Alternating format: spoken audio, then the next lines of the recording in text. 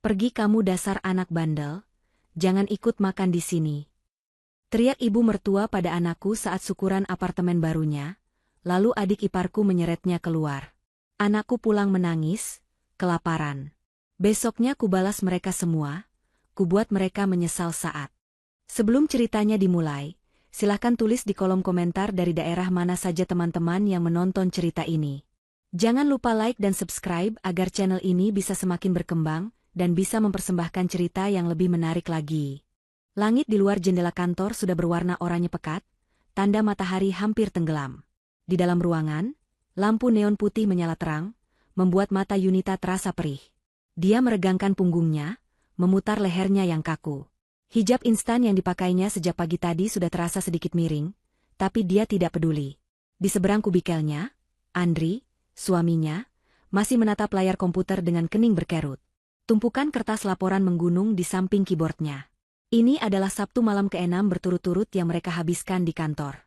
Proyek akhir tahun benar-benar menguras tenaga mereka berdua. Ponsel Yunita di atas meja bergetar. Sebuah notifikasi dari grup WhatsApp keluarga besar Andri. Yunita membukanya dengan malas. Isinya adalah foto-foto. Foto Ibu Nikmah, ibu mertuanya, sedang memotong tumpeng. Foto ruang tamu apartemen barunya yang mewah, dipenuhi sofa kulit berwarna krem. Foto Julie, adik iparnya, sedang berpose dengan piring penuh makanan. Di bawahnya, puluhan ucapan selamat dan candaan yang ramai. Wah, meriah sekali, tulis salah satu sepupu. Apartemennya keren banget, Bu, tulis yang lain. Yunita menghela napas panjang. Rasa bersalah menusuk dadanya. Mas, panggilnya pelan. Andri bergumam tanpa menoleh. Hom, ini kerjaan kita masih banyak banget, ya? Banyak, Yun. Data penjualan kuartal ini kacau balau. Aku harus periksa satu persatu. Bos minta revisi ini selesai malam ini juga. Harus ada di mejanya besok pagi, buat presentasi Senin. Andri akhirnya menoleh, matanya merah. Kenapa? Aku nggak enak. Mas, ini syukuran apartemen baru ibu. Acara penting buat beliau. Masa kita berdua nggak datang sama sekali? Lihat, di grup ramai banget. Pasti kita dicariin. Andri menyandarkan punggungnya ke kursi. Mau gimana lagi? Ibu kan tahu kita lagi sibuk-sibuknya. Aku sudah bilang dari minggu lalu, kemungkinan besar kita bakal lembur. Tetap saja. Kamu tahu sendiri sifat ibu. Nanti kita yang disalahkan. Dibilang nggak peduli, dibilang sombong mentang-mentang sibuk kerja. Ya sudah, mau gimana? Kita nggak bisa membelah diri, kata Andri, suaranya terdengar lelah dan pasrah. Saat itulah ponsel Andri berdering. Bukan dari grup WhatsApp, tapi panggilan telepon biasa. Nama, Babas, dan foto putra sematawayang mereka yang berusia 6 tahun muncul di layar. Andri segera menggeser tombol hijau. Halo, jagoan ayah. Kenapa, nak? Terdengar suara kecil Babas di seberang sana. Ayah, ibu pulangnya kapan? Babas sendirian di rumah. Tadi mbak pengasuh sudah pulang. Babas kangen. Hati Yunita langsung mencelos. Mereka terpaksa meninggalkan Babas dengan pengasuh paruh waktu di akhir pekan, karena lembur yang tidak terduga ini. Halo, sayang, ini ibu. Yunita mengambil alih telepon, mengaktifkan mode pengeras suara. Maaf ya, nak. Ayah sama ibu masih ada kerjaan sedikit lagi. Babas sudah makan? Sudah, Bu. Tadi dihangatkan sama mbak. Tapi Babas bosan. Ibu, ayah, hari ini kan nenek syukuran? Tadi nenek telepon, suaranya ramai sekali. Babas mau ke tempat nenek. Boleh ya? Yunita dan Andri saling berpandangan. Ada keraguan di mata mereka. Babas mau ke sana sendiri? Tanya Andri hati-hati. Iya. Kan dekat, ayah. Apartemen kita di Tower C, nenek di Tower A. Babas sudah hafal jalannya. Tadi pagi Babas juga lihat ada banyak balon di lobi Tower A, pasti seru. Babas mau kasih selamat ke nenek. Boleh, ya? Ya? Rengek Babas. Yunita menggigit bibirnya. Di satu sisi, dia khawatir melepaskan anak sekecil itu sendirian, meskipun jaraknya memang sangat dekat, hanya perlu menyeberang taman kecil di tengah kompleks apartemen. Tapi di sisi lain, ini mungkin solusi. Mas, gimana? Bisik Yunita pada suaminya. Andri tampak berpikir keras. Aku takut ibu, kamu tahu sendiri, ibu kalau lagi banyak tamu suka beda. Nanti Babas malah dicuekin. Justru itu, Yunita membalas. Kalau kita nggak datang sama sekali, ibu pasti marah besar. Tapi kalau ada Babas yang mewakili, setidaknya kemarahan ibu sedikit reda. Dia cucu laki-laki satu-satunya. Nggak mungkin ibu tega. Lagi pula Babas kelihatannya semangat banget. Andri menghela napas. Ya sudah. Mungkin kamu benar. Ini jalan tengah terbaik. Yunita kembali berbicara ke telepon. Babas, dengerin ibu baik-baik. Boleh, Babas boleh ke tempat nenek. Tapi ingat pesan ibu, ya? Siap, Bu. Suara Babas langsung terdengar ceria. Pakai baju yang rapi. Yang kemeja kotak-kotak biru ibu siapkan di lemari itu. Pakai sepatu, jangan pakai sandal. Rambutnya disisir. Iya, Bu. Nanti kalau sudah sampai sana, langsung cari nenek. Salam sama nenek. Bilang, ayah dan ibu minta maaf belum bisa datang. Masih banyak kerjaan. Bilang juga selamat buat apartemen barunya. Mengerti, Nak? Mengerti, Ibu. Babas juga sudah gambar rumah baru buat nenek. Nah, pintar. Kasihkan gambarnya ke nenek. Ya, jangan nakal di sana. Jangan lari-larian. Kalau mau makan, minta baik-baik sama Tante Juli atau sama nenek. Oke, Bu. Babas berangkat sekarang ya. Dadah, Ibu. Dadah, Ayah. Hati-hati, Nak, kata Andri sebelum telepon ditutup. Sambungan terputus. Ruangan kantor kembali hening, hanya menyisakan suara ketikan keyboard dan dengung pendingin udara. Yunita menatap layar komputernya yang penuh angka, tapi pikirannya tidak lagi di sana.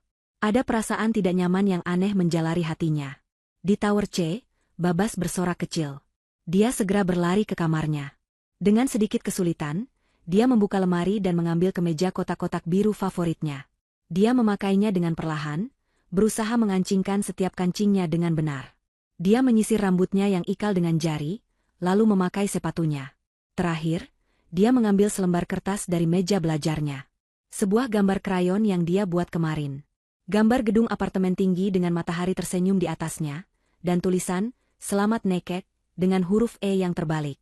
Dia melipat gambar itu dengan hati-hati dan memasukkannya ke saku kemejanya. Dia merasa seperti orang dewasa yang sedang menjalankan tugas penting. Dia keluar dari unit apartemennya, menekan tombol lift, dan turun ke lobi. Dia menyapa satpam yang berjaga, lalu berjalan keluar menuju taman. Angin malam mulai terasa sejuk. Dia bisa melihat tower A yang menjulang di seberang taman. Lampu-lampu di balkon unit Ibu Nikmah di lantai 10 terlihat paling terang, dan samar-samar terdengar alunan musik dari sana. Babas mempercepat langkahnya, rasa semangat mengalahkan rasa gugupnya. Dia tidak tahu bahwa langkah-langkah kecilnya itu membawanya menuju malam terburuk dalam hidupnya yang singkat. Kembali ke kantor, Yunita menatap Andri. Mas, apa nggak apa-apa ya kita suruh Babas sendiri? Andri memijat pelipisnya. Semoga saja, Yun. Paling cuma sebentar. Dia kasih selamat, makan sedikit, terus pulang. Ibu nggak mungkin tega sama cucunya sendiri di depan banyak orang. Yunita mencoba mengangguk. Dia mencoba percaya pada kata-kata suaminya. Dia kembali menatap deretan angka di layarnya, memaksa dirinya untuk fokus. Namun, firasat buruk itu menolak untuk pergi. Perjalanan Babas melintasi taman hanya memakan waktu 5 menit. Dia masuk ke lobi Tower A, yang terasa lebih ramai dan mewah daripada lobi towernya. Ada karangan bunga besar di dekat meja resepsionis. Babas langsung menuju lift dan menekan tombol angka 10. Jantungnya berdebar sedikit lebih cepat. Campuran antara gugup dan gembira. Dia tidak sabar ingin menunjukkan gambarnya pada nenek. Lift berdenting dan pintu terbuka di lantai 10. Hanya ada satu unit di ujung koridor yang pintunya terbuka lebar, dihiasi rangkaian janur kuning kecil. Dari sanalah suara tawa dan musik berasal. Babas berjalan mendekat. Aroma masakan menyeruak kuat, aroma rendang, opor ayam, dan sate. Perut Babas yang tadi diisi seadanya oleh pengasuh, tiba-tiba berbunyi. Dia jadi lapar. Dia berdiri di ambang pintu yang terbuka. Di dalam, pemandangannya luar biasa. Apartemen itu tampak sangat besar dan berkilau. Puluhan orang dewasa memenuhi ruangan. Mereka semua berpakaian bagus, tertawa, dan berbicara dengan suara keras. Tidak ada anak-anak lain seusianya. Hanya ada beberapa sepupunya yang sudah remaja, sedang asyik bermain ponsel di dekat balkon. Babas merasa sangat kecil. Dia berdiri di depan pintu selama hampir 1 menit, tapi tidak ada satu orang pun yang menyapanya. Semua orang terlalu sibuk dengan urusan mereka sendiri. Dia teringat pesan ibunya. Dia harus masuk dan mencari nenek. Dia melangkah masuk dengan ragu. "Permisi." Ucapnya pelan, tapi suaranya tenggelam oleh keramaian. Tiba-tiba, seseorang berbalik dan hampir menabraknya. Itu Tante Julie, adik iparnya. Julie sedang tertawa melihat layar ponselnya. Dia memakai gaun pesta berwarna merah cerah dan riasan wajah yang tebal. Astaga! Pekik Julie kaget saat melihat Babas di bawah kakinya. Tawanya langsung berhenti. Senyum di wajahnya memudar, digantikan oleh tatapan jengkel. "Loh, kamu? Babas? Ngapain kamu di sini?" Suara Julie cukup ketus, membuat Babas sedikit takut. "Halo, Tante Julie. Babas. Babas mau ketemu nenek. Mau kasih selamat." Babas mencoba tersenyum, meski merasa tidak nyaman. Julie mendengus. Dia melirik ke belakang Babas, mencari seseorang. "Ibu sama ayah kamu mana? Nggak ikut?" "Oh," dia tertawa sinis, "pasti lembur lagi. Kebiasaan. Nggak modal banget, ya. Syukuran keluarga penting begini malah nyuruh anak kecil datang sendirian. Nggak sopan." Babas tidak mengerti apa maksud Tante Julie. Dia hanya berkata, "Ayah sama ibu kerja, Tante. Banyak kerjaan." Babas disuruh wakilin. Julie memutar bola matanya. Ya sudah, masuk." Julie tidak membimbingnya, tidak mengantarnya. Dia hanya melambaikan tangannya dengan malas, lalu kembali sibuk dengan ponselnya dan berjalan menjauh, bergabung dengan sepupu-sepupu lain di dekat balkon. Babas ditinggalkan sendirian di dekat pintu masuk. Dia merasa canggung. Dia memegang erat saku kemejanya, merasakan lipatan kertas gambar di dalamnya. Dia harus mencari nenek. Dia mulai berjalan perlahan, menyusuri dinding, berusaha tidak mengganggu tamu-tamu lain. Ruangan ini penuh dengan orang yang tidak dia kenali. Paman, bibi, dan teman-teman neneknya. Mereka semua melihatnya sekilas, tapi tidak ada yang menyapa. Dia seperti tidak terlihat. Dia melewati meja makan besar yang penuh dengan makanan. Ada tumpeng yang sudah terpotong, ayam goreng, sambal, dan berbagai kue-kue basah. Semuanya terlihat sangat lezat. Perutnya berbunyi lagi, lebih keras kali ini. Tapi dia ingat pesan ibunya, dia harus bertemu nenek dulu. Dia terus berjalan, masuk lebih dalam ke ruang keluarga. Dan di sanalah dia melihatnya. Ibu Nikmah, neneknya, sedang duduk di sofa baru yang paling besar. Sofa itu masih terbungkus plastik bening di bagian sandaran tangannya. Ibu Nikmah tampak seperti seorang ratu. Beliau memakai kaftan berwarna emas yang berkilauan dan perhiasan yang gemerlapan di leher, serta pergelangan tangannya. Di sekelilingnya, duduk beberapa wanita parubaya, teman-temannya, yang mendengarkannya dengan penuh perhatian. Ibu Nikmah sedang bercerita dengan gaya sombongnya yang khas. "Iya, Jeng. Aku bilang sama Andri, ibu nggak mau tahu, pokoknya ibu maunya unit yang corner. Pemandangannya harus dapat dua sisi. Dan lihat ini," Ibu Nikmah menepuk-nepuk lengan sofa, "ini impor, Jeng. Kulit asli. Julie yang pilihkan. Memang anak itu seleranya paling bagus." Teman-temannya mengangguk-angguk kagum. "Wah, hebat sekali Bu Nikmah. Beruntung ya punya anak seperti Andri, bisa membelikan apartemen semewah ini." "Oh, tentu saja. Andri itu nurut sekali sama ibunya," kata Ibu Nikmah bangga. Babas merasa inilah saatnya. Dia harus menjalankan tugasnya. Dengan sisa keberaniannya, dia mengambil napas dalam-dalam. Dia berjalan mendekati kerumunan wanita itu. Dia harus melewati celah sempit di antara dua tamu. "Permisi, Tante." Dia berhasil lolos dan kini berdiri tepat di depan neneknya, di samping meja kopi yang penuh cangkir-cangkir teh. "Nenek?" panggil Babas dengan suara kecilnya. Ibu Nikmah sedang tertawa dan tidak mendengarnya.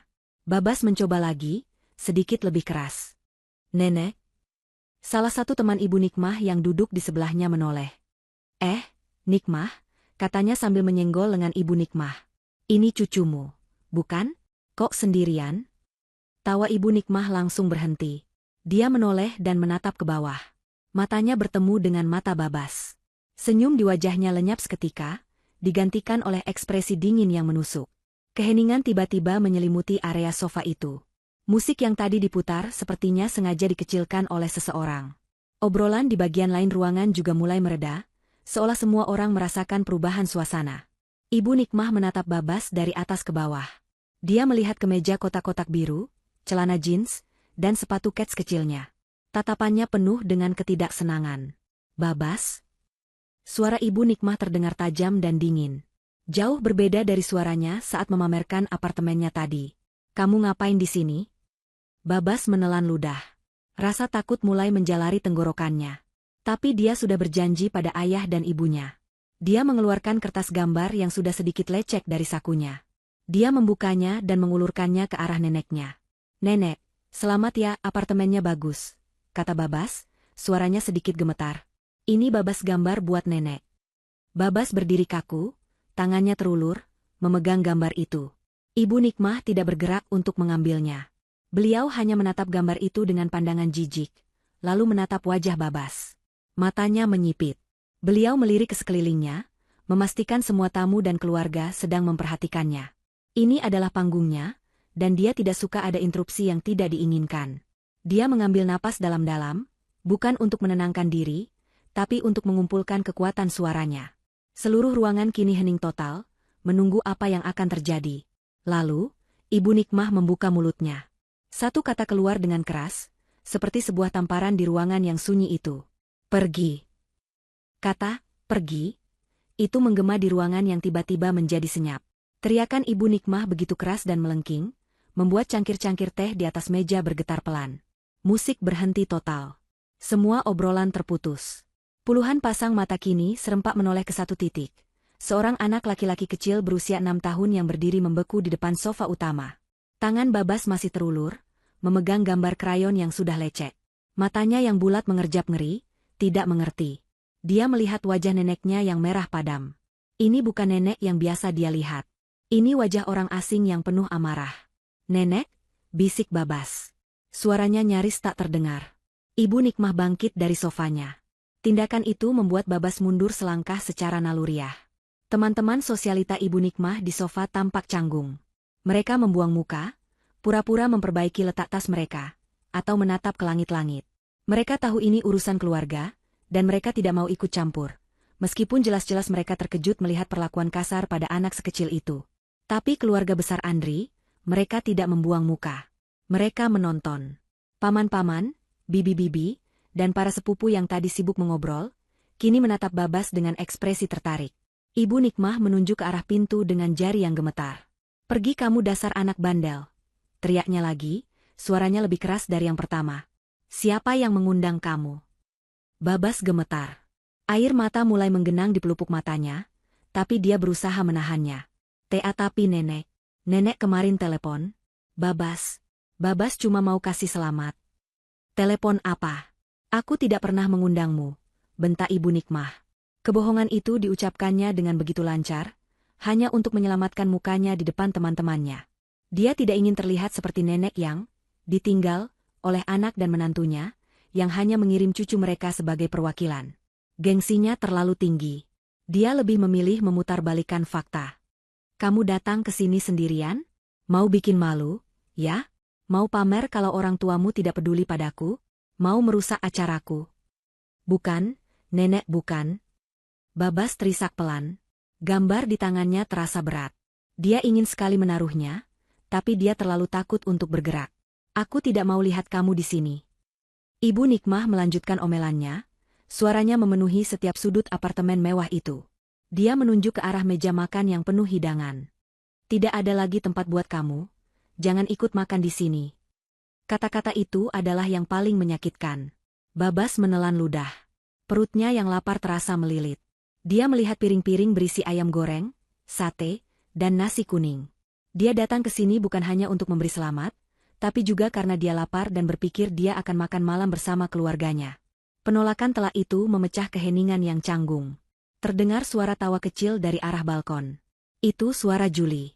Haha, dibilangin ibu juga. Katanya sinis. Tawa Juli seperti memberi izin bagi yang lain. Seorang paman yang duduk di dekat meja makan ikut tertawa. Dasar, anak kecil nggak tahu aturan. Datang ke pesta orang nggak diundang. Lalu bibi yang lain menimpali. Ya ampun, Nikmah. Sabar ya. Ada-ada saja gangguannya. Dalam sekejap, ruangan itu dipenuhi tawa. Bukan tawa bahagia sebuah pesta, tapi tawa mengejek yang kejam. Keluarga besar Andri, semua paman, bibi, dan sepupu, mereka semua menertawakan Babas. Mereka menertawakan anak kecil berumur 6 tahun yang berdiri ketakutan, dengan mata penuh air mata, memegang gambar krayon untuk neneknya. Babas menatap berkeliling. Dia melihat wajah-wajah yang seharusnya dia kenali sebagai keluarga. Tante Rika tertawa sambil menutup mulut. Om Farhan tersenyum miring. Sepupunya, Dito dan Rian, yang remaja, menertawakannya secara terbuka sambil menunjuk-nunjuk. Cupu banget, diusir nenek. Setiap tawa itu terasa seperti tamparan kecil di wajah Babas. Dia merasa sangat malu. Pipinya panas. Dia ingin menghilang. Dia ingin ayah dan ibunya ada di sini. Kenapa mereka menertawakannya? Apa salahnya? Dia hanya ingin memberi selamat. Kertas gambar itu terlepas dari genggamannya yang gemetar. Kertas itu melayang pelan dan mendarat di lantai marmer yang dingin, tepat di bawah kaki Ibu Nikmah. Gambar gedung apartemen dan matahari tersenyum itu kini tergeletak di sana. Tidak ada yang peduli. Air mata Babas akhirnya tumpah. Dia tidak bisa menahannya lagi. Isakan kecil lolos dari bibirnya. Dia sangat takut, bingung, dan terluka. Sudah. Suara Ibu Nikmah terdengar puas, seolah dia telah memenangkan sesuatu. Dia kembali duduk di sofanya, mengibaskan tangannya seolah mengusir lalat. Bikin rusak suasana saja. Julie, bawa anak ini keluar. Ibu tidak mau lihat dia lagi. Cepat. Tawa di ruangan itu mereda, berubah menjadi senyum-senyum puas. Semua mata kini beralih dari Babas ke Julie. Julie, yang merasa mendapat panggung, tersenyum bangga. Dia mematikan layar ponselnya dan memasukkannya ke dalam tas selempang kecilnya. Dia menegakkan tubuhnya, merasa seperti penegak aturan. Beres, Bu, kata Julie dengan nada tinggi. Dia mulai berjalan melintasi ruangan, melewati para tamu, menuju Babas yang masih berdiri mematung di tengah ruangan, menangis dalam diam. Julie berjalan menghampiri Babas dengan langkah-langkah cepat dan penuh percaya diri. Sepatu hak tingginya berbunyi ketukan tajam di lantai marmer, beradu dengan suara isak tangis Babas yang tertahan. Julie tidak berhenti di depan Babas untuk berbicara baik-baik. Dia tidak berjongkok untuk menenangkan anak itu. Dia langsung mengulurkan tangannya dan mencengkeram lengan atas Babas dengan kasar. Kuku-kukunya yang panjang dan dicat merah cerah itu terasa menusuk kulit Babas. Ayo, bentaknya. Cengkeraman itu begitu kuat dan tiba-tiba, membuat Babas terpekik kaget. Tante sakit. Rintihnya. Diam kamu. Disuruh pergi ya pergi. Nggak usah nangis di sini, bikin kotor lantai saja. Julie mulai menarik Babas. Babas yang kecil tidak berdaya melawan tarikan orang dewasa. Kakinya terseret di lantai. Dia berusaha menjaga keseimbangan, tapi tarikan Julie terlalu kuat. Dia diseret melintasi ruang keluarga, melewati sofa tempat neneknya duduk. Ibu Nikmah membuang muka, pura-pura sibuk mengambil kue dari piring, seolah tidak terjadi apa-apa. Dengarkan kata ibu, desis Julie di telinga Babas sambil terus menyeretnya. Kamu itu bikin repot. Para keluarga besar Andri yang lain hanya menonton.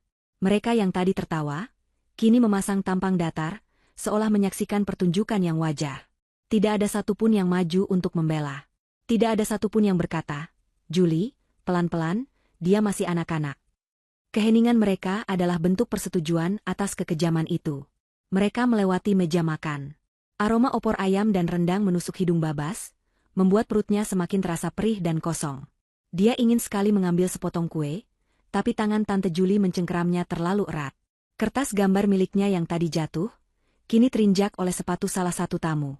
Gambar itu robek dan kotor. Babas terus menangis. Tante, lepas. Babas bisa jalan sendiri. Gak usah banyak omong, bentak Julie. Dia sudah sampai di area pintu masuk. Dia tidak melepaskan cengkeramannya. Dia terus menyeret Babas sampai ke ambang pintu apartemen yang terbuka. Disinilah Julie berhenti. Dia membalikkan badan Babas agar menghadapnya. Dia menatap anak itu dengan mata menyipit, penuh kebencian yang tidak dipahami Babas. Kebencian itu sebenarnya bukan untuk Babas, tapi untuk ibunya, Yunita. Julie selalu iri pada Yunita. Iri karena Yunita berhasil mendapatkan Andri, kakak laki-lakinya yang sukses. Iri karena Yunita memiliki pekerjaan bagus. Iri karena Yunita, di matanya, selalu bertingkah, sok pintar, dan sok mandiri. Melihat Babas, Julie seolah melihat miniatur Yunita yang lemah dan pantas untuk ditindas. Kamu itu ngerepotin aja. Julie melampiaskan kekesalannya. Sama seperti ibumu. Selalu bikin susah keluarga.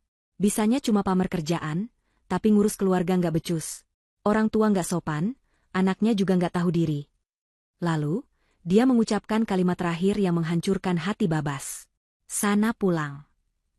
Dengan satu dorongan kuat, Julie melepaskan cengkeramannya dan mendorong Babas keluar dari apartemen. Babas terhuyung-huyung. Tubuh kecilnya tidak seimbang dan dia jatuh tersungkur di lantai koridor yang dingin. Lututnya menghantam ubin dengan keras. Rasa perih langsung menjalar di kedua lututnya. Dia mendongak, matanya yang basah menatap Tante Julie yang kini berdiri di ambang pintu, menatapnya rendah dengan senyum penuh kemenangan. Di belakang Julie, Babas masih bisa melihat beberapa wajah sepupunya yang mengintip dan menahan tawa. Jangan pernah datang lagi kalau nggak diundang, kata Julie. Brak, pintu apartemen mewah itu dibanting tepat di depan wajah Babas. Suara bantingan pintu itu menggema di koridor yang sepi. Bunyi kunci yang diputar dari dalam terdengar jelas. Pesta telah tertutup untuknya. Babas tetap di posisinya, terduduk di lantai koridor yang dingin. Dia sendirian. Suara tawa dan musik dari dalam apartemen perlahan-lahan terdengar lagi. Mereka melanjutkan pesta, seolah tidak ada yang terjadi. Seolah seorang anak kecil tidak baru saja diusir dengan cara yang paling memalukan. Babas melihat ke lututnya. Celana jeansnya sedikit sobek, dan ada darah merembes keluar dari luka lecet di lututnya. Rasa sakit fisik di lututnya, bercampur dengan rasa sakit di lengannya akibat cengkraman Julie, dan rasa sakit yang luar biasa di hatinya. Dia merasa sangat kecil, sangat kotor, dan sangat tidak diinginkan. Dia lapar. Dia ketakutan. Dan dia sendirian. Dengan tertatih-tatih, Babas bangkit berdiri. Dia menyeka air matanya dengan punggung tangan kemeja birunya yang kini kusut. Dia melihat ke pintu apartemen neneknya sekali lagi. Pintu itu tertutup rapat. Dia berbalik, dan berjalan pelan menuju lift, menyeret kakinya yang sakit, dengan satu tujuan, pulang ke apartemennya yang kosong. Babas menekan tombol lift dengan tangan gemetar. Dia tidak peduli jika darah di lututnya mengotori lantai koridor. Rasa sakit di lututnya tidak ada apa-apanya dibandingkan rasa sakit di dalam dadanya. Dia hanya ingin pulang. Pintu lift terbuka, dia masuk, dan meringkuk di sudut.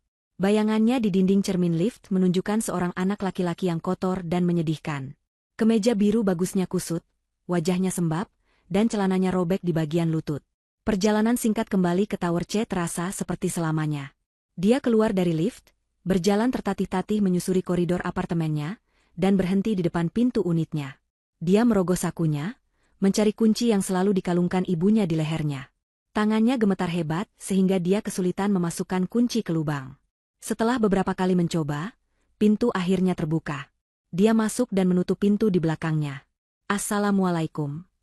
Bisiknya, sebuah kebiasaan yang diajarkan ibunya. Tapi tidak ada yang menjawab. Apartemen itu gelap, sunyi, dan kosong. Keheningan itu terasa menakutkan, memperbesar rasa sepinya. Biasanya, kesunyian ini terasa biasa saja. Tapi malam ini, setelah diusir dari keramaian pesta, kesunyian itu terasa seperti hukuman. Dia menyalakan lampu ruang tamu. Dia melempar kunci ke meja dan berjalan ke dapur. Dia duduk di meja makan, tempat yang sama di mana beberapa jam lalu dia berjanji pada ayah dan ibunya di telepon bahwa dia akan menjadi anak baik. Air matanya mulai menggenang lagi. Perutnya berbunyi, kali ini sangat keras, seperti geraman yang menyakitkan. Dia benar-benar lapar. Rasa lapar itu bercampur dengan penghinaan yang baru saja dia alami. Dia teringat kata-kata neneknya, jangan ikut makan di sini. Dia teringat meja yang penuh dengan makanan lezat. Rendang, ayam goreng, sate. Makanan yang tidak boleh dia sentuh. Kenapa nenek begitu jahat? Kenapa Tante Julie mendorongnya? Kenapa semua orang menertawakannya? Dia tidak mengerti. Dia hanya anak berusia 6 tahun yang ingin memberi selamat dan ikut makan malam. Dia melihat jam dinding. Baru pukul 7:30 malam. Ayah dan ibunya mungkin baru akan pulang tengah malam, atau lebih. Dia tidak bisa menunggu selama itu. Rasa laparnya sudah tidak tertahankan. Dia harus makan. Dia ingat di kulkas ada telur. Ibu selalu sedia telur. Dan di rice cooker, pasti ada nasi. Dia bertekad. Dia tidak akan kelaparan. Neneknya salah. Dia bisa makan sendiri. Dengan tertatih-tatih, dia berjalan ke dapur. Dia menyeret bangku kayu kecil yang biasa Yunita gunakan untuk mengambil barang di rak atas. Dia menempatkan bangku itu di depan kompor. Dia naik ke atasnya. Dia harus sedikit berjinjit. Dia mengambil wajan teflon kecil, yang paling ringan, yang biasa ibunya pakai untuk membuatkannya sarapan. Dia meletakkannya di atas kompor. Dia turun, membuka kulkas. Cahaya kulkas menerangi wajahnya yang muram. Benar, ada telur. Dia mengambil sebutir.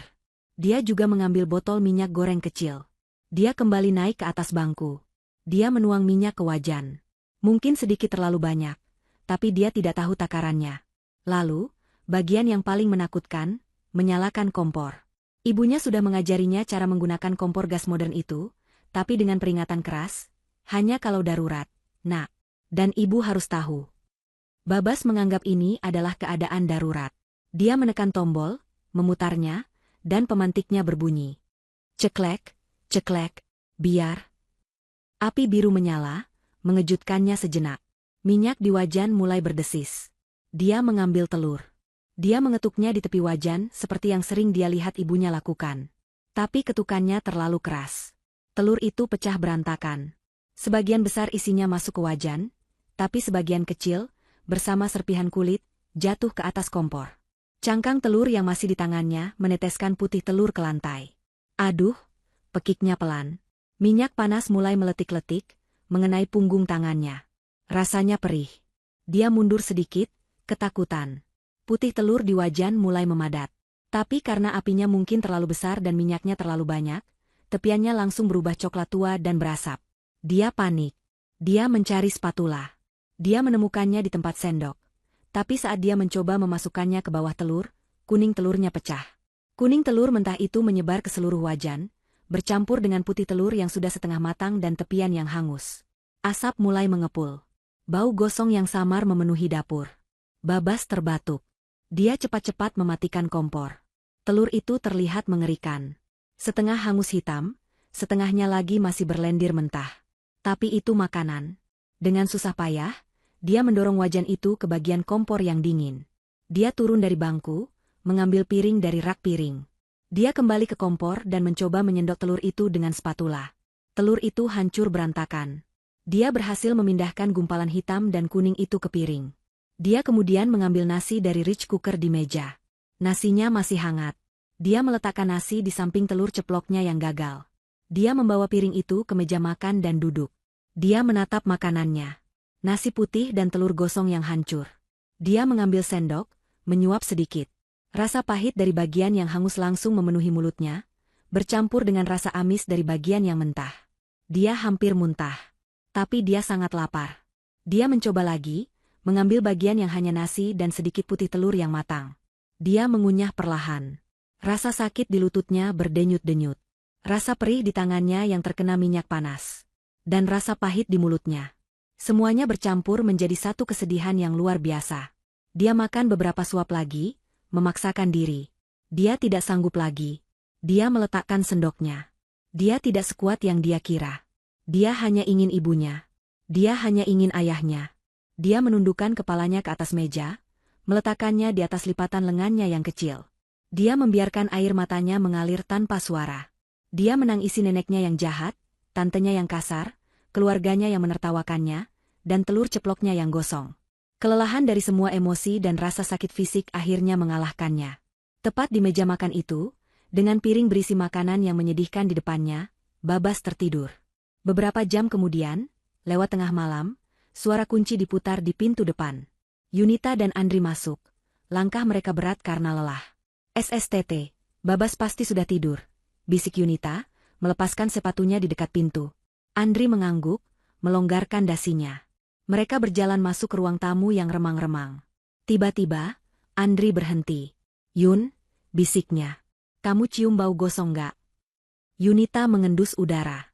Iya, Mas. Kayak telur gosong. Hatinya langsung berdebar tidak enak. Keduanya berjalan cepat menuju area dapur dan ruang makan. Andri menyalakan lampu. Pemandangan di depan mereka membuat darah mereka seolah berhenti mengalir. Di sana, di meja makan, putra kecil mereka tertidur.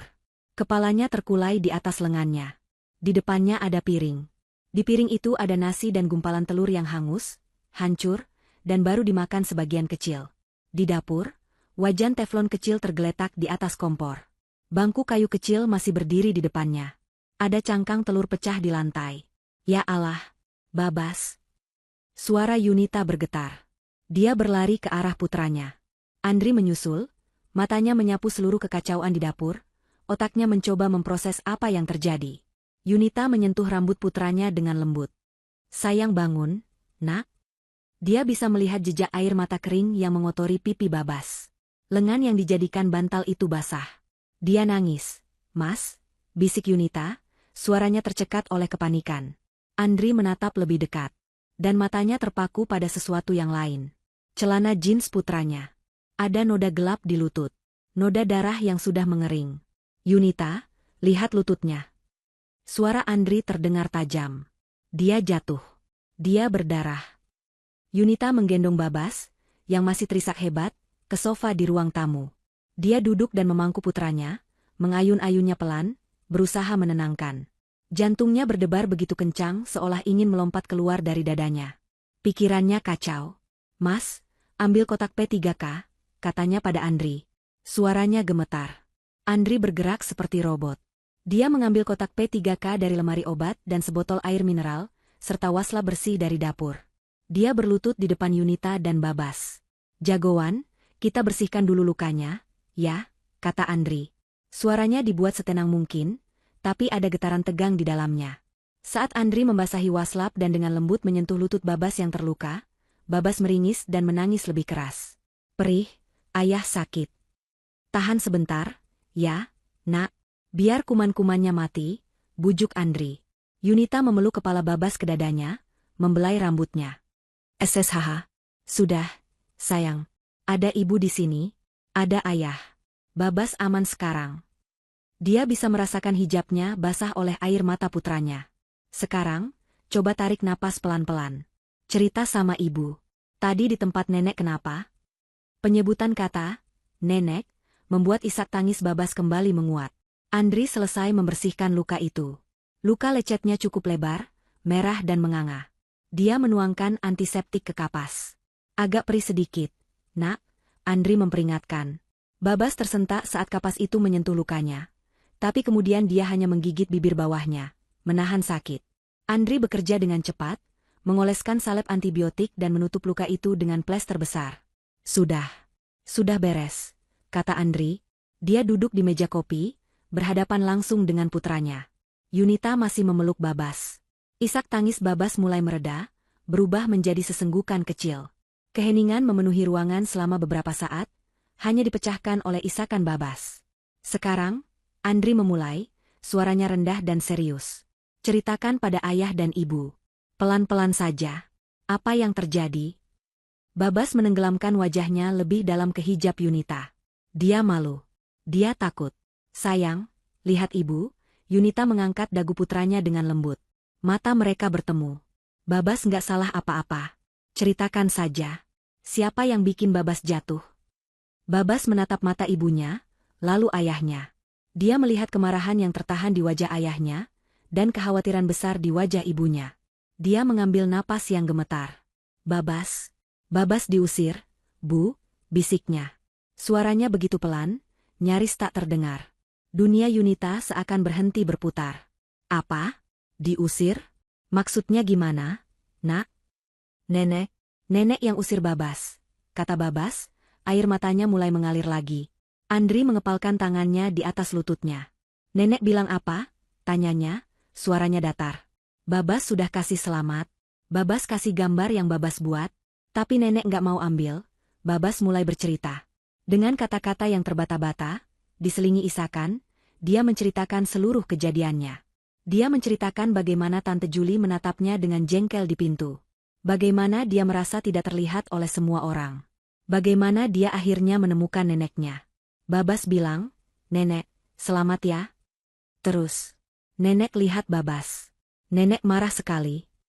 Marah gimana? Desak Yunita, jantungnya terasa diremas. Nenek teriak. Suara Babas bergetar hebat saat mengingatnya. Nenek teriak, "Pergi kamu anak bandel. Siapa yang undang kamu?"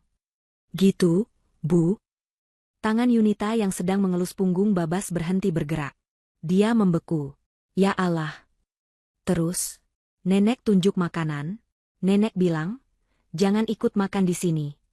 Keras sekali, Bu. Semua orang dengar. Lalu, Suara Andri nyaris seperti geraman. Lalu semua orang ketawa, bisik Babas. Ini adalah bagian terburuk. Mereka semua tertawakan Babas. Om Farhan, Tante Rika, sepupu Dito juga bilang Babas cupu. Mereka semua ketawa. Ayah. Yunita memejamkan matanya erat-erat. Dia bisa membayangkannya. Putra kecilnya, sendirian, di tengah puluhan orang dewasa yang seharusnya menjadi keluarganya, ditertawakan seperti sebuah lelucon. Rasa mual naik ke tenggorokannya. Tubuhnya mulai gemetar hebat, bukan lagi karena khawatir, tapi karena amarah yang luar biasa. Terus, Tante Juli datang. Lanjut Babas, suaranya semakin kecil. Tante Juli tarik tangan Babas, kencang sekali sakit. Bu. Babas menunjuk lengan atasnya. Yunita menyingkap lengan kemeja putranya. Di sana, di kulit lengannya yang putih, terlihat jelas 4 bekas kuku berwarna merah, nyaris membiru. Napas Yunita tercekat. Ini bukan sekadar penghinaan verbal. Ini kekerasan fisik. Tante Juli, seret Babas sampai pintu. Tante Juli bilang Babas ngerepotin kayak ibu. Mata Yunita berkilat. Terus, Tante Juli dorong Babas, kuat sekali. Babas jatuh di luar, di lantai. Lutut Babas sakit. Dia dorong kamu. Suara Andri pecah. Iya, Babas jatuh. Terus pintunya ditutup kencang sekali. Brak, Babas sendirian di luar. Babas tidak sanggup melanjutkan lagi. Dia menyembunyikan wajahnya dan menangis tanpa suara. Tubuhnya terguncang oleh isakan yang bisu. Yunita tidak bisa berkata apa-apa. Dia hanya bisa memeluk putranya erat-erat, seolah ingin menyerap semua rasa sakit itu ke dalam tubuhnya. Dia gemetar dari ujung kepala sampai ujung kaki. Kemarahan murni yang begitu pekat membakar dirinya dari dalam. Dia membayangkan wajah Ibu Nikmah yang sombong, wajah Juli yang sinis. Dia membayangkan mereka semua, keluarganya, menertawakan penderitaan putranya. Dia menatap suaminya. Andri tidak bergerak. Dia masih duduk di meja kopi, tapi dia tidak lagi menatap Babas. Dia menatap kosong ke dinding di depannya. Wajahnya yang biasanya sabar, ramah, dan sering tersenyum, kini benar-benar berbeda. Wajahnya pucat pasi, tapi rahangnya mengeras seperti batu. Matanya yang biasanya hangat kini berkilat dingin dan menakutkan. Mas. Bisik Yunita. Mas Andri. Andri tidak menoleh. Dia perlahan berdiri. Dia berjalan ke dapur, seperti orang yang berjalan dalam tidur. Dia berdiri di depan meja makan, menatap piring dengan telur ceplok gosong yang menyedihkan itu. Dia menatap bangku kayu kecil. Dia menatap wajan di atas kompor. Dia mengepalkan kedua tangannya di samping tubuhnya. Begitu erat, sampai buku-buku jarinya memutih. Mereka. Suara Andri terdengar serak, sebuah geraman rendah yang datang dari dadanya. Mereka mengusir anakku. Dia berbalik, menatap Yunita. Mereka menertawakan anakku yang kelaparan. Dia melangkah kembali ke ruang tamu. Mereka membiarkan adikku menyakitinya. Di depan semua orang. Dia berhenti tepat di depan Yunita dan Babas. Matanya tertuju pada bekas kuku di lengan Babas, lalu ke lutut yang diperban. Di apartemen yang aku bayar. 4 kata terakhir itu diucapkannya dengan penekanan yang tajam, dingin, dan penuh racun. Yunita menatap suaminya. Ini bukan Andri yang dia kenal. Andri yang selalu berusaha menjadi penengah, yang selalu meminta Yunita untuk bersabar, dan memaklumi, ibunya, kini telah hilang. Di depannya berdiri seorang ayah yang telah dilukai di titik terdalamnya. Seorang suami yang akhirnya melihat kebenaran tanpa filter. Andri menatap lurus ke mata Yunita. Di matanya, Yunita tidak melihat keraguan, tidak melihat keinginan untuk berdamai. Yang dia lihat hanyalah sebuah keputusan akhir yang tidak bisa diganggu-gugat. Cukup, Yunita. Suaranya tenang, tapi mematikan. Ini sudah cukup. Andri berbalik, berjalan tegas ke sudut ruangan tempat tas kerjanya tergeletak. Dia tidak mengambil ponselnya. Dia mengambil tas laptopnya. Dia membukanya di atas meja makan, di samping piring Babas yang menyedihkan itu. Mas, kamu mau apa tengah malam begini? Tanya Yunita, suaranya masih bergetar, memeluk Babas yang mulai tenang dalam pelukannya. Andri tidak menjawab. Dia membuka laptopnya. Cahaya layar menerangi wajahnya yang keras. Jari-jarinya bergerak cepat di atas keyboard, membuka folder-folder yang aman terproteksi. Malam ini mereka berpesta atas keringat kita, kata Andri, matanya terpaku pada layar. Mereka merayakan kesombongan mereka di rumah yang kita berikan. Dia berhenti sejenak, lalu menatap Yunita. Besok pagi, lanjutnya, suaranya sedingin es. Mereka akan membayar tagihannya. Yunita memeluk Babas lebih erat. Dia tidak tahu persis apa yang akan dilakukan Andri. Tapi melihat tumpukan dokumen digital yang dibuka suaminya, bukti transfer, tagihan renovasi, dan sebuah dokumen bernama sertifikat hak milik, dia tahu satu hal. Badai terbesar dalam keluarga mereka akan segera tiba. Dan kali ini, mereka berdua yang akan memegang kendali atas petir itu. Yunita membawa Babas ke kamarnya. Dia membersihkan sisa-sisa air mata dan kotoran di wajah putranya dengan waslap hangat. Dia dengan hati-hati melepaskan kemeja biru yang kusut dan celana jeans yang robek itu, seolah melepaskan pakaian yang terkontaminasi racun. Dia melihat memar bekas cengkraman juli di lengan atas putranya. Bekasnya begitu jelas, merah kebiruan, berbentuk jari-jari. Amarah kembali berdesir di hatinya, panas dan tajam. Dia mengoleskan salep reda nyeri di memar itu, sebelum memakaikan Babas piyama dinosaurusnya yang paling nyaman. "Ibu, nenek jahat." Gumam Babas, suaranya serak dan berat karena kantuk dan tangis. "Tante Juli jahat?" "Iya, sayang," bisik Yunita, menata bantal putranya. "Ibu tahu. Nenek dan Tante Juli jahat sekali." Dia tidak berusaha menghibur dengan kebohongan. Dia tidak berkata, "Mungkin nenek lagi capek." Dia memvalidasi rasa sakit putranya. Babas nggak salah. Babas anak baik. Mereka yang salah. Dia menyelimuti Babas sampai ke dada. "Sekarang tidur. Ya, ada ibu sama ayah di sini. Nggak ada yang bisa sakiti Babas lagi." Babas memejamkan matanya, memeluk gulingnya erat-erat. Yunita duduk di samping tempat tidur selama beberapa menit, mengelus kepala putranya sampai napasnya terdengar teratur. Tapi tidur Babas tidak nyenyak.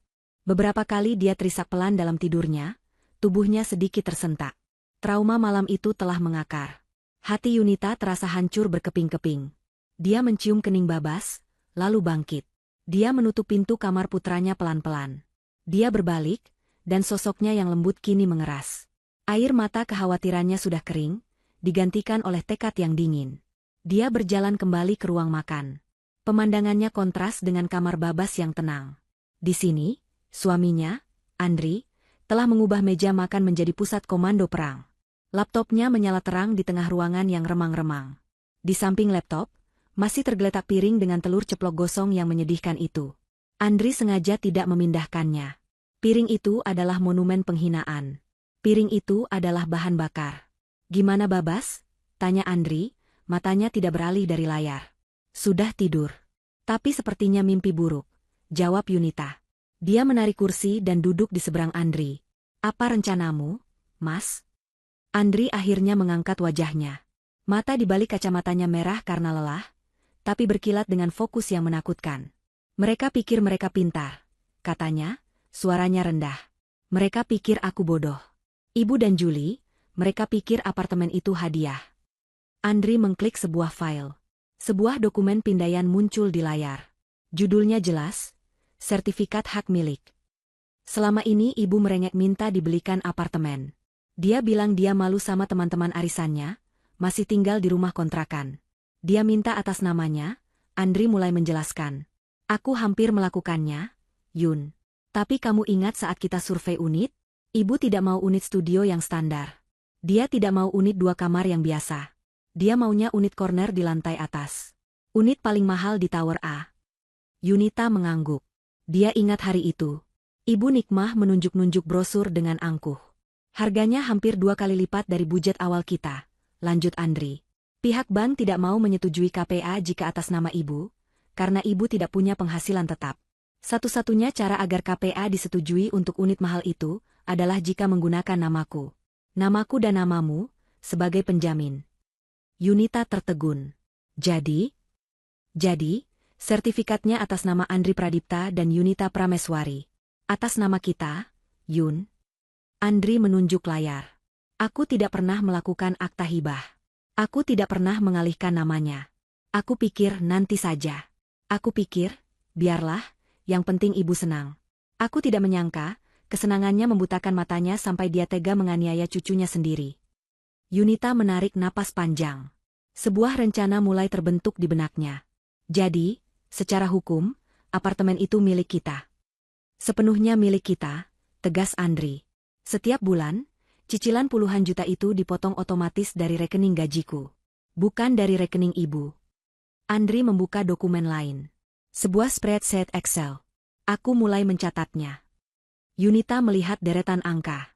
Uang muka, ratusan juta rupiah. Cicilan KPA, sudah berjalan 12 bulan. Biaya desain interior, puluhan juta, yang dipilihkan oleh Juli. Biaya pembelian furnitur, sofa kulit impor, tempat tidur king size, lemari custom, meja makan marmer, semua tercatat.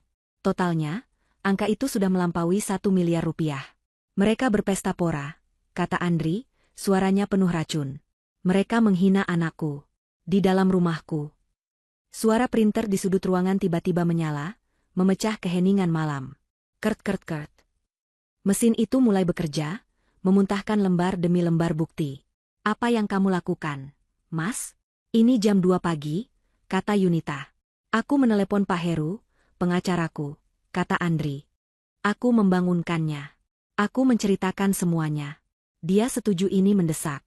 Dia sedang mengetik surat somasinya sekarang dan akan mengirimkannya lewat email 15 menit lagi. Andri berdiri dan mulai mengambil lembaran-lembaran kertas yang keluar dari printer. Halaman pertama, bukti transfer uang muka. Halaman kedua, rincian cicilan KPA. Halaman ketiga, tagihan lunas dari vendor interior. Halaman keempat, struk pembelian sofa kulit impor dari toko furnitur mewah. Yunita bangkit dan membantunya.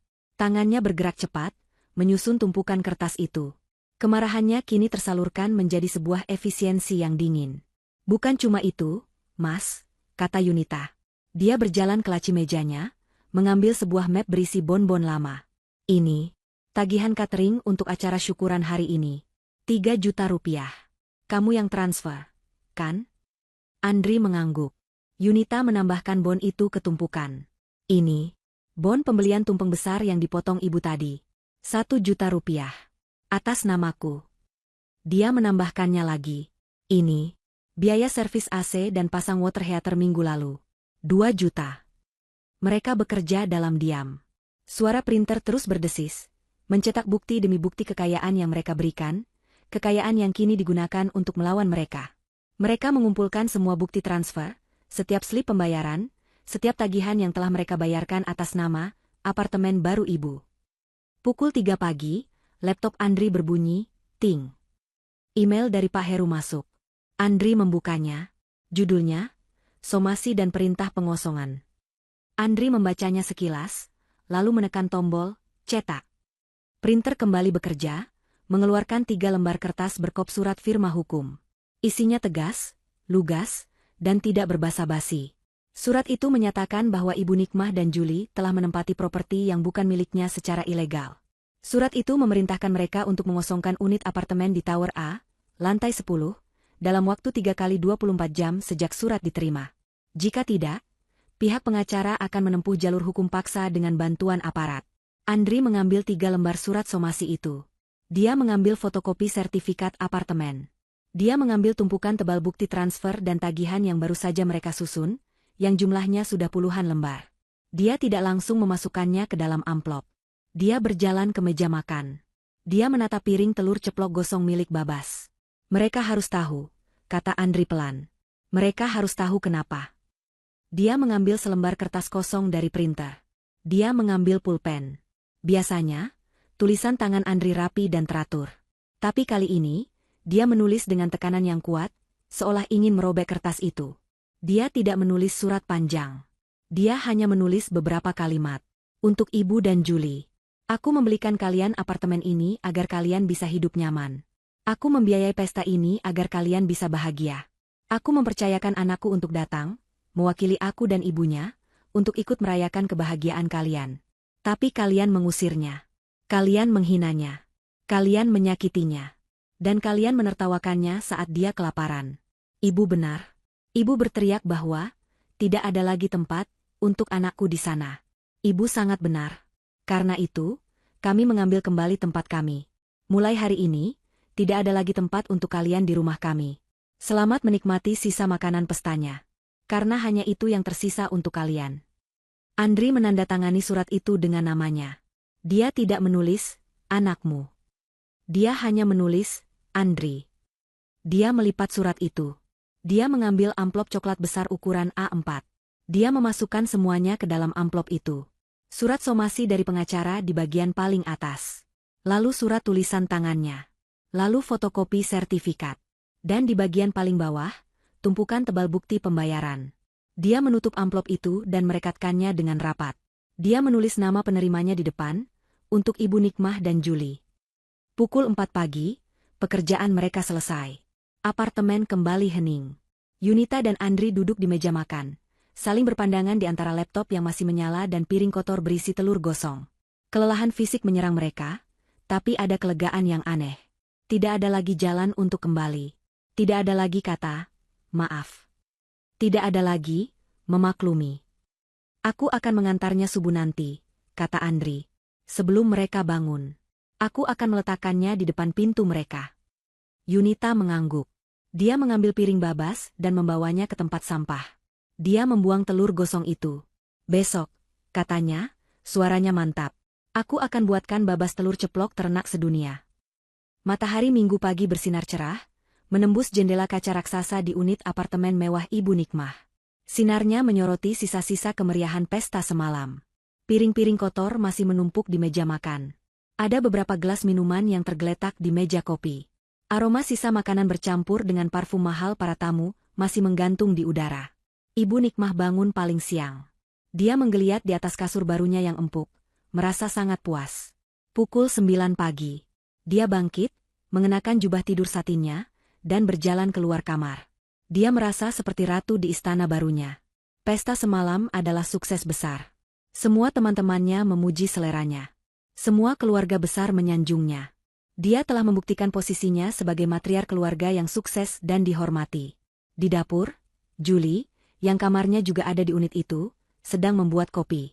Dia memakai piyama sutra merah muda yang seksi, rambutnya diikat asal-asalan. Pagi, Bu, sapa Julie sambil menguap. Gila, ya, pestanya sukses berat. Semua teman ibu tadi malam gak berhenti memuji. Tentu saja, kata Ibu Nikmah angkuh. Dia duduk di salah satu kursi meja makan marmernya yang baru. Ibu kan bilang, selera kita itu yang terbaik. Nggak kayak si Yunita itu, seleranya kampungan. Lihat saja pakaiannya, hijabnya, kaku semua kayak orang susah. Julie tertawa sambil meletakkan secangkir kopi di depan ibunya. Ngomong-ngomong soal si Yunita, Bu kemarin itu lucu banget, ya? Wajah Ibu Nikmah langsung bersinar penuh cemooh. Lucu apanya? Bikin malu. Berani-beraninya dia kirim anaknya yang dekil itu sendirian ke pestaku. Kamu lihat kan bajunya? Kemeja kotak-kotak murah. Mau merusak pemandangan saja. Iya, kan? Rasain. Julie ikut bersemangat, duduk di seberang ibunya.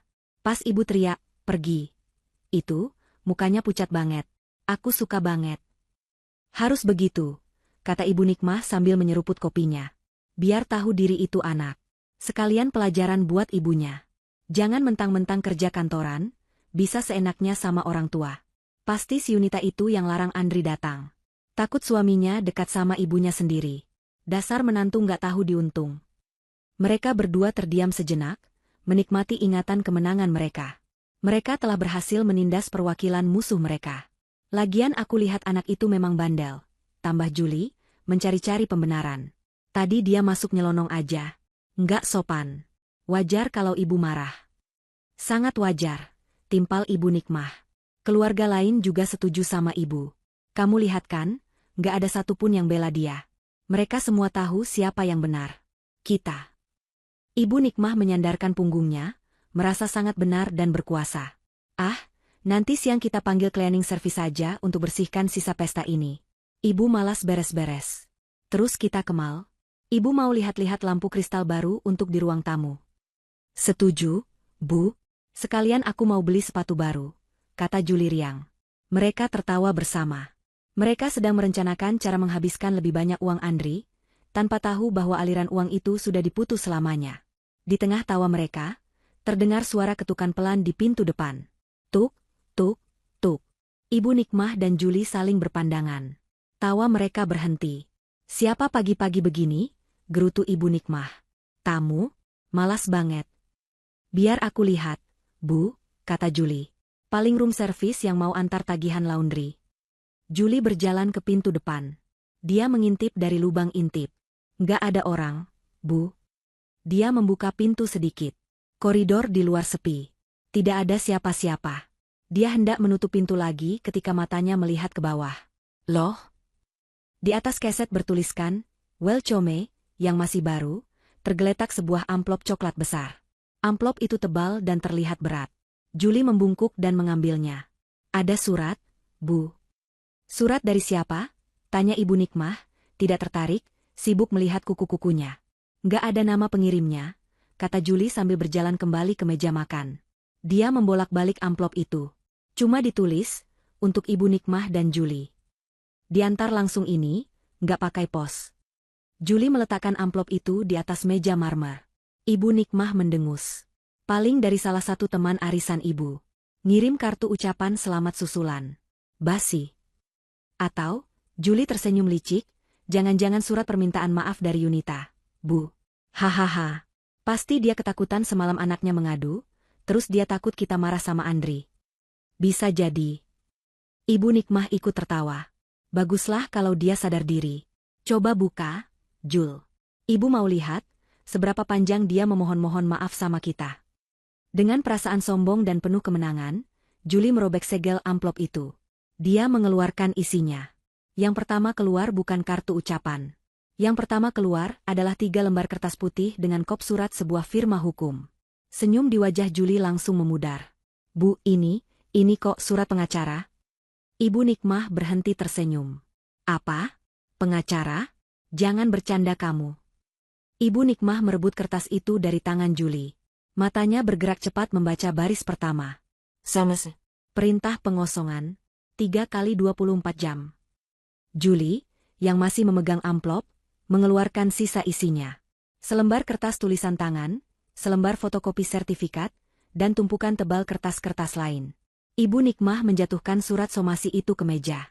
Tangannya gemetar saat mengambil kertas tulisan tangan itu. Dia membacanya.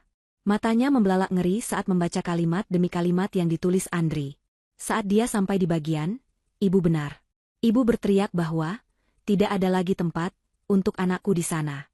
Karena itu, kami mengambil kembali tempat kami. Telinga Ibu Nikmah berdenging. Dia tidak bisa bernapas. Julie, sementara itu, melihat fotokopi sertifikat. Matanya melotot.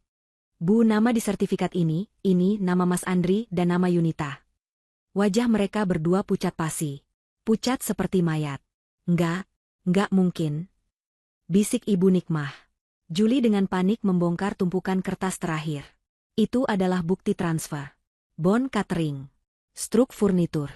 Tagihan interior. Semua bukti pengeluaran. Kopi di cangkir Ibu Nikmah sudah mendingin. Tangannya yang gemetar hebat mencoba meraih cangkir itu, tapi gagal. Cangkir itu tersenggol, jatuh ke lantai marmer, dan pecah berkeping-keping. Prang! Suara cangkir pecah itu memecahkan kesunyian yang mencekam. Tapi Ibu Nikmah dan Julie tidak bergerak. Mereka hanya menatap tumpukan kertas di meja itu. Lalu, teriakan itu dimulai. Teriakan pertama datang dari Ibu Nikmah. Itu bukan teriakan marah. Itu adalah pekikan histeris yang melengking tinggi, suara seseorang yang dunianya baru saja retak dari pondasinya. Kertas-kertas di tangannya bergetar hebat. Apa ini? Apa ini? Raungnya, lebih pada dirinya sendiri daripada ke Julie. Julie masih membeku, menatap fotokopi sertifikat di tangannya. Nama, Andri Pradipta dan Yunita Prameswari, tercetak tebal dan jelas. 2 nama yang paling dia benci, kini tertera sebagai pemilik sah dari istana yang dia tinggali. Enggak, bisik Julie. Enggak mungkin. Mas Andri bohong. Ini palsu. Ini pasti akal-akalan si Yunita. Dia mau menakut-nakuti kita, Bu. Ibu Nikmah, seolah tersadar oleh kata-kata Julie, merebut fotokopi sertifikat itu. Dia membolak-baliknya. Palsu. Tentu saja ini palsu. Andri tidak mungkin setegak ini sama ibunya sendiri. Ini semua perempuan itu. Dia meremas kertas tulisan tangan Andri, tapi tidak merobeknya. Dia terlalu takut. Kita harus telepon Andri. Cepat, perintah Ibu Nikmah. Tangannya gemetar begitu hebat sehingga dia tidak bisa menekan tombol di ponselnya. Dia menjatuhkan ponselnya ke meja. Cepat, Julie, telepon kakakmu. Suruh dia datang ke sini sekarang juga. Suruh dia seret istrinya dan minta maaf karena sudah memfitnah kita. Julie, dengan jari-jari yang kaku karena syok, mengambil ponselnya. Dia mencari nama, Mas Andri, di kontaknya dan menekan tombol panggil. Dia menempelkan ponsel ke telinganya, mengaktifkan pengeras suara.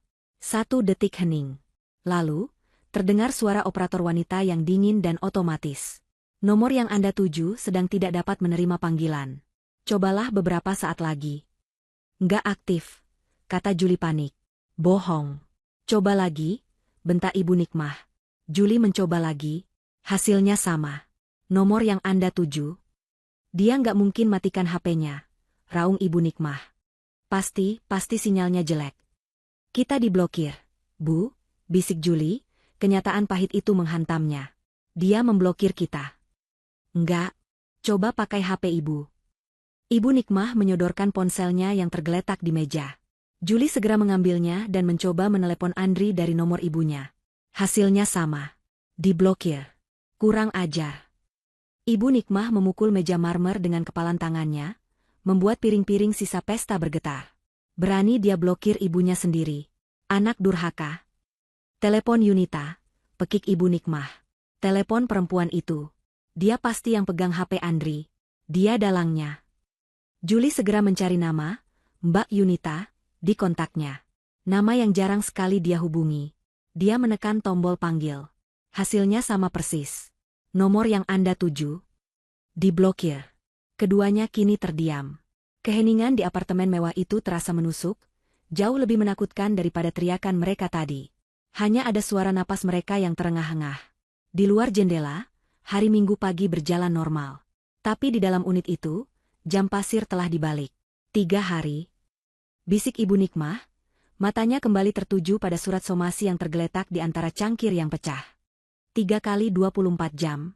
Dia serius. Julie tidak menjawab. Dia mengambil tumpukan tebal kertas di paling bawah. Lembar pertama, bukti transfer DP apartemen. Lembar kedua, bukti cicilan bulan pertama. Lembar ketiga, bukti cicilan bulan kedua. Lembar keempat, tagihan lunas kitchen set dari vendor. Lembar kelima, struk pembelian sofa kulit impor dari toko di Kemang. Lembar keenam, struk TV layar datar 70 inci. Lembar ketujuh, bon catering syukuran 3 juta rupiah. Lembar kedelapan, bon tumpeng 1 juta rupiah. Lembar demi lembar, Julie membaliknya. Setiap lembar adalah paku yang menancap di peti mati kesombongan mereka. Ini bukan gertakan.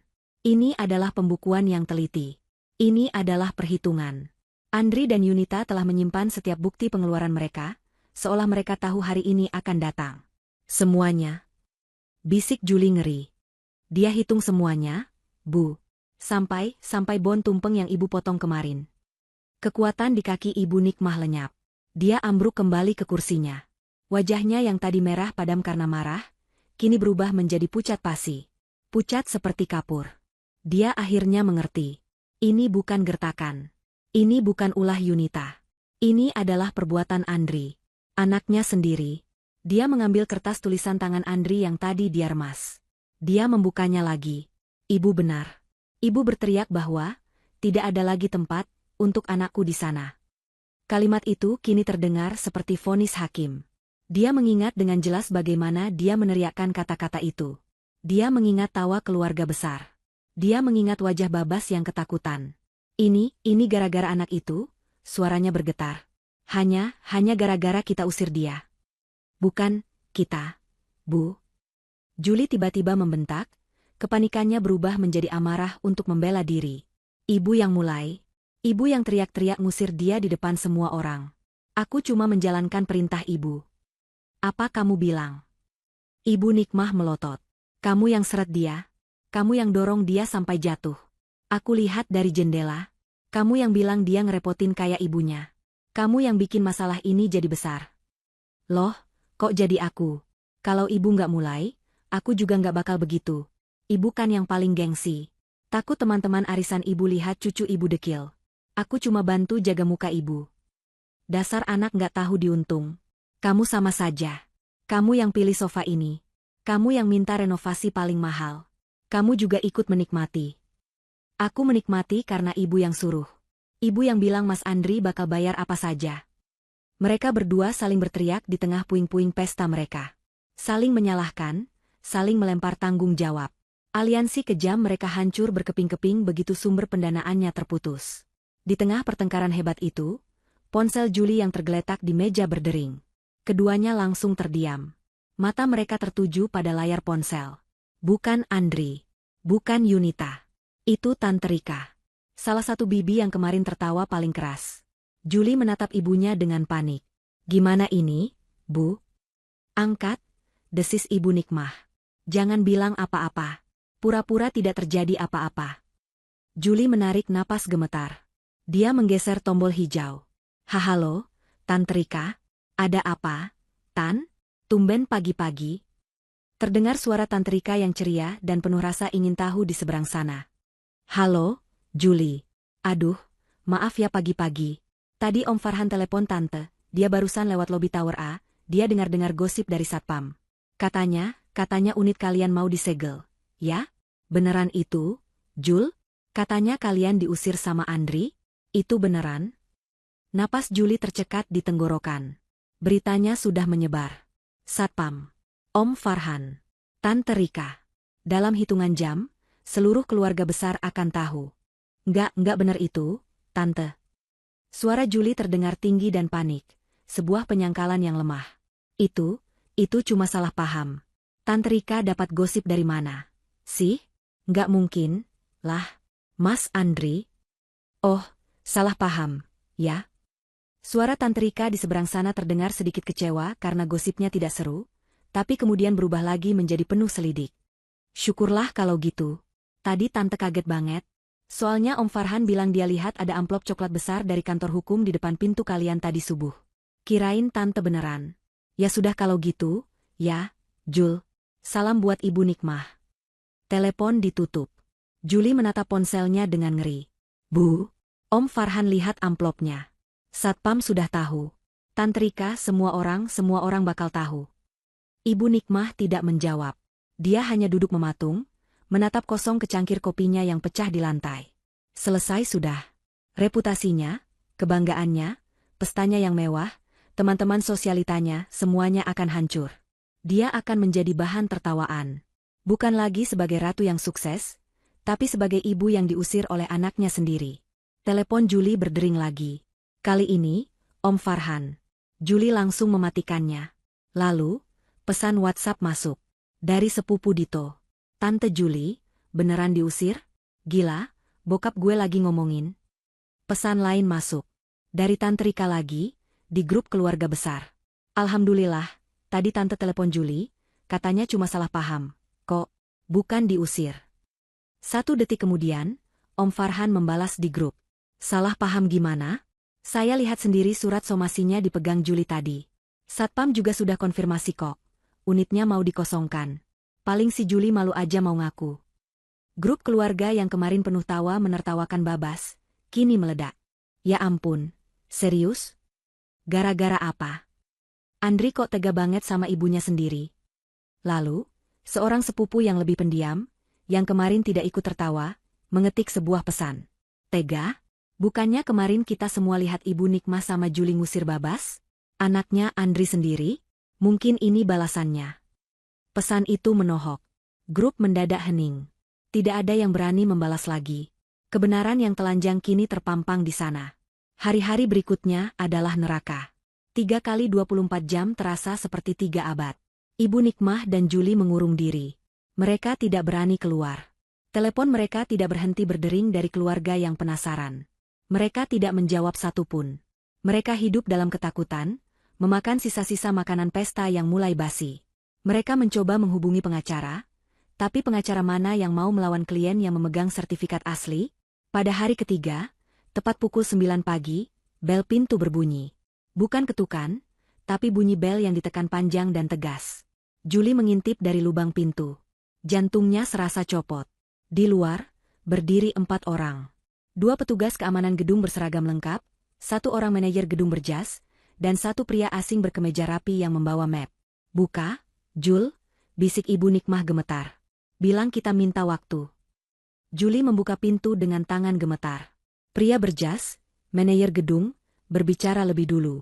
Suaranya formal dan dingin. Selamat pagi, Ibu Nikmah dan Ibu Juli.